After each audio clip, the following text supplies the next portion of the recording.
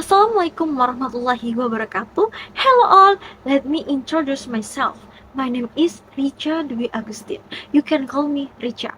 Now, I want to tell you about career in business. You know, business is important activity in the world. Besides that, there are many kinds of business. Now, there are five area fields of business such as management, marketing, accounting, finance, and data processing. Well, for example, marketing is the specialist of business such as market research, advertising, buying, selling, or distribution. After you know about the world of business, you have to prepare about there are several questions that you want to answer before start business. For example, is this job interesting? Is the salary high? Is this job connected with our capability? Okay, that's all. Thank you.